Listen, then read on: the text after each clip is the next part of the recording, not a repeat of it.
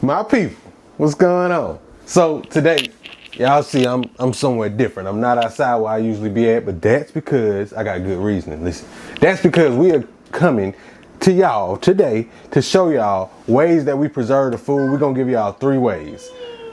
Asia really gonna give y'all 3 ways, but I'm gonna be in here assisting and I'm learning with y'all. So I'm gonna ask a few questions that y'all may have because I want to learn this too, right? Asia gonna show y'all how we preserve the food on the homestead. So when we growing all these different foods, you don't want to waste it. You don't want to waste it. You don't want to grow too many cucumbers and then you don't know what to do with them. And then now you got cucumbers on your counter going to waste. Same thing with every other crop. You don't want to grow too many peas and now you got too many peas and beans and you don't know what to do with it. And then you just start giving it away. Instead of learning what we're going to show you today, how to preserve it, how to can it. I think we're showing you how to can today. We're going to show you how to save it in the freezer. And we're going to show you how to dehydrate it and sit it in some jars for later. Something like that. But first step, I'm about to get some of these. Can y'all see this? Let me show you this. I'm about to go ahead and wash up these banana peppers that we about to pickle and put in some jars, and we are canning it so they're shelf stable. And if you want to learn how to preserve your food, make sure you watch this video to the end because you're about to pick up a lot of knowledge. People, let's get it. Before Asia come here, I'm finna go ahead and wash this up because instead of recording for so long, that's the part I'm supposed to be doing. I'm gonna go ahead and get these washed. So the first method that we're gonna talk about today is dehydrating or drying out. We can use this method to preserve herbs or like these onion sprouts and anything that you want to dry out, use them for seasonings. We put them in jars. I'll show y'all that. And we put them in jars like this for you just to save it and use it when you're ready. So that's just the first easy method. That's why I wanted to get that one out the way real quick to show you. So one way you can do it is I can take this whole thing right here and I can sit it in the sun. You want to sit it and you want to make sure you're getting plenty of airflow. Don't do it on a rainy day, people. Make sure it get plenty of airflow for it to dry out these herbs. Another way you can do it, put it in the dehydrator, people. And once you put it in the dehydrator works the same way as the sun. It's just going to dry these herbs. It's taking all the moisture out of it and it's allowing us to preserve it so that way we can use it for a very long time. And like I said, people, you can take these dried herbs and you can put them in seasonings. You can use them by themselves. Chives or something you can like dry and put them on top of your baked potatoes. So just remember, that's the first way. That's the most simple way to preserve things like herbs. So a couple of the things he didn't mention that you can also dehydrate are things like you can make fruit roll-ups. You can make meat jerky if you have chickens or goats or anything like that. You can make jerkies. You can blend fruit together with different spices and just pour it onto some parchment paper and put that in your dehydrator, and you got homemade fruit snacks that are healthy. And there you go. We can't really show you on this video how to preserve the fruits and vegetables like she just said, but I'm glad she mentioned that because if that's something you're interested in, leave a comment below and we'll definitely show you that in like a full video. It takes a little bit more time than just like herbs. So if you want to see that, leave a comment down below and we'll show you how to preserve the fruits using the drying and dehydrating method. And what's next? So the next, real quickly, before we get to the third method is going to be canning, and it's going to be, we're going to pickle something, so it's going to take a little bit longer, so we're going to get these other 2 methods out of the way. So the next one going to be, so the next method we're going to show you is how to freeze your vegetables. We're going to show you with these green beans right here and right here. So when it comes to freezing, the first thing you want to do, like he said earlier, is wash everything. So we're going to wash these green beans, and then I'm going to get a pot of water and start boiling it on the stove so that we can blanch them after we What is blanching? Do you know what blanching is? So blanching, I don't know. So blanching is where you boil and then put them in some ice water, and all that does is help them to stay green and keep the flavor of them while they're frozen. So right here, people, we boiling some water and we gonna make this some ice water, and that's how we gonna do the blanching process. You're gonna boil it, get it to a boil, drop your green beans in there for how long? You're gonna have them in the boiling water for about 3 minutes, take them out, put them in ice water for 3 minutes, and then boom, take them out. So first, you're gonna wash your green beans and get them all clean. The next step you're gonna do is drop them into some boiling water. They're gonna sit in the boiling water for 3 minutes, take them out, put them into ice water for 3 minutes. And then we lay them out on something flat and put them into the freezer for 4 hours. After that 4 hours, we take them out, put them into our vacuum sealer bag, vacuum seal them, and put them back in the freezer.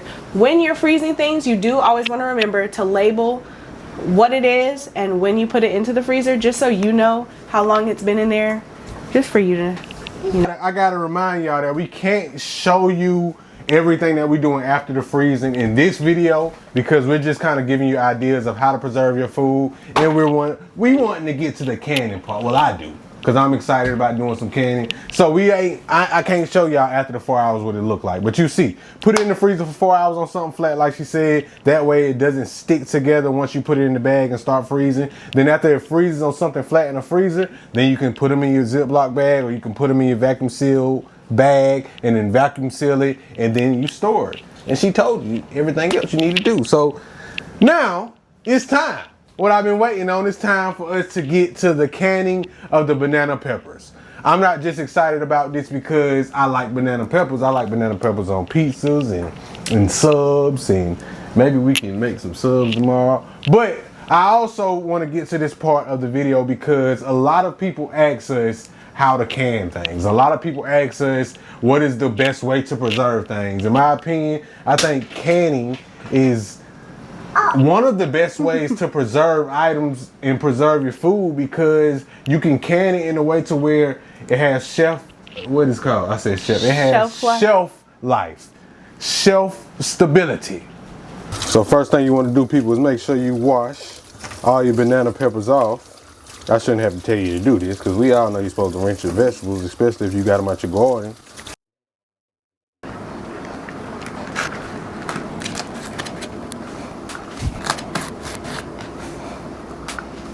Once again, before we get to the last method, which is going to be canning, I'm going to tell y'all that we appreciate you, for one. Secondly, if you like this video, leave us a thumbs up. Subscribe to our channel if y'all want more of this homesteading content.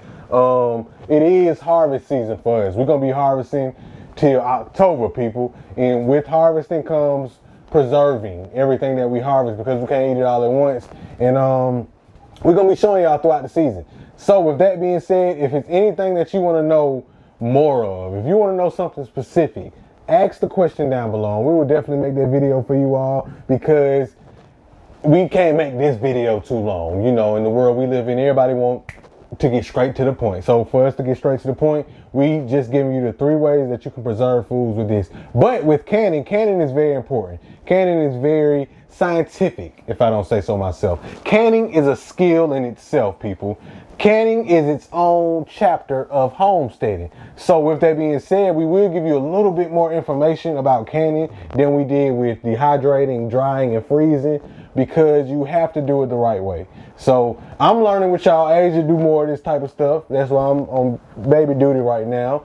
But I will ask her some questions while we film this last part, because I want to know the same thing y'all want to know. So hopefully I can ask some of the questions that people who are looking to begin canning will ask, or some of those simple and basic questions I will ask. So in this pot, I've got 4 cups of vinegar and 1 cup of water. And then I'm about to add some pickling salt and sugar.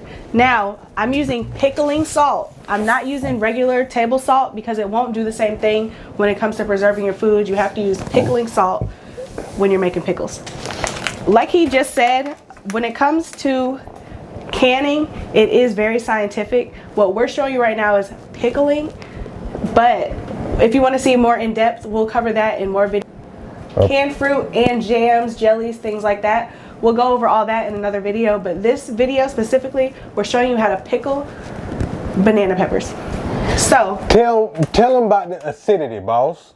So when it comes to, I don't know if we talked about the different methods of canning, but you have high acidity foods and low acidity foods, and you have different methods of canning. So high acidity, because I know, listen, I just got a picture in. High acidity is 4.6 pH, right? Or lower. Yeah. See, I told y'all. I know a little bit. Yeah. And low acidity is 4.6 or higher. Okay. So with your high acidity foods, like pickles or like jams, jellies, fruits, we can preserve those using a water bath. But if you're doing things like making soups or canning meat, you have to pressure can those in order for them to be shelf stable. I told y'all I know a little something, but like she just said, if y'all want to know about how to can meats and things of that nature, what's that, the low acidity? High acidity. If you want to know how to can, whichever acidity. The meat is the low. So YouTube, a little disclaimer. At this time, I think this is where I can show y'all my professional videography skills, because I don't know too much about canning, but I can hold this camera while she tell y'all. So behind me, what she's doing right now, what you doing? I'm getting the jars ready to put the banana peppers in. We've been having the jars over here in the sink sitting in hot water. You don't want to pour hot brine into a cold jar because your jars are going to crack. So these have been sitting in hot water. I'm getting them hot again in some more hot water, and then I'm about to stuff them with our banana peppers that are already cut up. What she said. I'm going to be the yes man. Y'all heard? That's what she said. Keep the jars hot before you put hot stuff in the jars. Because why? Because you don't want your jars to crack. Because you don't want to get cracked. Because the jar, you don't want the jars to get cracked. I do know this part. You want to make sure that you use newer leads, because that's how you seal when you're doing the can. I'm sure she'll go over this at the end when we're doing it, but I'm just throwing it out there. Use your new leads. I think that's it. That's all I know. I thought I was going to give y'all a whole lot. But I'm learning too. That's why I tell y'all. Distilled water instead of regular water. Oh, I know this part too, because she told me this earlier. You don't have to go buy distilled water. You can boil some water, let it boil, and then you can just sit that water and let it sit for 24 hours like in a jug or something. And that's how you can have your own distilled water. So you don't have to go buy like we did. We just went and bought a gallon of distilled water so we can go ahead and do this right now. We didn't want to have to do all that. But next slide. Now she have the jar, well, she has some of them filled, and you just leave a little bit of room at the top. I think it was like 1 inch that you leave at the top. You want to pack the whatever you canning. In this case, we're canning these banana peppers. So you want to pack the jar up, and you want to leave just a little bit left before you put the liquid in, or the brine. And if you've learned something thus far in this video, because I learned something, and if I learned something, somebody had to learn something with me. Give us a thumbs up, subscribe to the channel if y'all like the content, and remember to leave comments down below, because we can't show you everything right now because we'll have an hour-long video. But if it's something that you need to know about canning and you want to hear from us, let us know, and we'll do some more of these style videos right here, because we got a whole lot out here we finna be canning, you know. And I don't mind bringing y'all along with us when we're doing it. We're ready. Next part. With canning, you have recipes, like she said, and you want to stick to your recipes, because once you get to experiment with recipes, you are risking your shelf stability. The shelf stability. That's what you risk. If you want something to sit on the shelf for 6 months, you don't want to risk the shelf stability of it, right? She's laughing because I messed up a word that I had to cut out. Instead of saying sit on the shelf, I said shh on the shelf. And y'all know we don't cuss on this channel at all. We don't do that. We don't do that. No cussing, no bad mouthing. So, but what I'm doing right here is garlic. That's part of the recipe. We using something simple. So with canning, you can use, what's the pickling salt. Pickling salt, the distilled vinegar, distilled water, and the garlic. That's really all you need. And then, what's the stuff to keep it crunchy though? Pickling crisp. You can use that. Pickling crisp, yeah. When it comes to your spices, you have a little wiggle room. That sounds like cereal. Pickling crisp. Pickling crisp. That's nasty. That's a nasty cereal. But I'm adding ginger to my refrigerator pickles. He's looking at me crazy, but I think it'll be good. That's why we're using little jars as well, because you can have them to yourself. I don't want no ginger. I'm not a fan of ginger. I don't want no ginger. Hot honey with a little ginger kick? That sounds so good to me. Tell us in the comments, if you with me and you ain't eating no hot honey ginger banana peppers, tell her that, because that's not normal. That is, just give me some regular banana peppers with a little pickling, a little garlic. I'm good, because I got to put this on my sub. I'm all right. That's all I need. It's going to take me a long... I'm going to keep recording, y'all. I'm going to put this, what is this, garlic. I'm going to put the garlic down. I'm going to just get behind the camera for the time being, because this ain't my thing. The garlic And then after you top it off with garlic, make sure your jars are filled with whatever you can. And in this case, like I said, we got these banana peppers filled to the top, leaving about 1 inch. Add the garlic, and then we finna pour that brine in, people. Then we pouring in the brine, people. We got another funnel, but this one to do the job. Make sure you go ahead. So when you pour your brine in, you don't want to fill it all the way to the top. You want to come right to like the little rim of the jar. Let me show you. Just like this. And then we're going to take vinegar, a little paper towel with a little vinegar and water, and wipe the rim of our jar clean. And wiping the rim of that jar helps it seal. So don't skip the little step.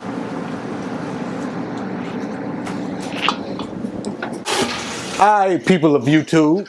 The last step she showed y'all, we wiped the seal. Hold up, y'all a little close. Let me back you up. She wiped the rim of the jar, and that'll help the top seal a little more. Now she's back there and she's filling up, what that's called? The pot where we doing the canning at. Because we're not pressure canning. Remember that we're doing a water bath can. So she's filling that up with water. You want to make sure it's enough water just to go to the top of the jar, right? Boom. After you do that, how long you boil it for? We're going to let them sit fully submerged for 10 minutes and then take them out and put them on the counter. Once you set them on the counter, you want to let them stay on the counter for 24 hours just to make sure that the seal is properly sealed. If you listen, you'll hear that pop, but if you don't want to listen for the pop, just make sure you sit them for 24 hours and then test it. So should they hear when they, after it's sealed, when they pressing it down, should it still be pressing if it's sealed? No, like when you go, when you go to the store and you have a jar and you check the seal and they'll say if the seal is popped, don't buy it. That's how you know that your stuff's not properly sealed. If you can do this, it's not sealed properly. So if y'all hear that little popping, it's not sealed properly. And if it's not sealed properly, should they redo it or what should be next? Put it in the fridge and just go ahead and use that jar. Just So know if it's that not jar sealed- cannot go into your cabinet. So if it's not sealed, don't put it in the cabinet, people. Don't put it in the cabinet. I think that's about a wrap. So my good people, I think y'all learned a lot today. Well, I can't speak for y'all. I can just say I learned a lot today. Once again, we thank y'all for watching this video and being here with us on this homesteading journey of ours. Leave us some comments down below. If you like this video, again, please leave us a thumbs up. It really helps us out. Watch the whole video, people. Watch the whole video because that helps YouTube tell other people that we work being watched. So do that for us. Remember, if you want to know anything specific about canning, if you want to know about pressure canning, if you want to know about the other ways to can, leave that down below in the comments. Once again, go to our YouTube. Not our YouTube. Go to our website, AfyaFarmsATL.com if y'all want to support the merch. Y'all know I'm repping the merch. Asia got on the My People t-shirt. So make sure you go to the AfyaFarmsATL.com if you want to support the merch. We're about to drop these jars in this bath right here, and then we're going to use the handy dandy grabber. Get you one of these. What is this called? I don't know. It's called a jar grabber. That's what I'm going to call it today. Get you one of these right here, and this is how you want to go in there and get your jars out of that hot bath after you're done doing what you're doing with it. Again, people, it's a pleasure. I appreciate y'all. We appreciate y'all. Thank you for watching the video. And now I got to go outside and feed the animals while she finishes canning. We'll see y'all on the next video, people.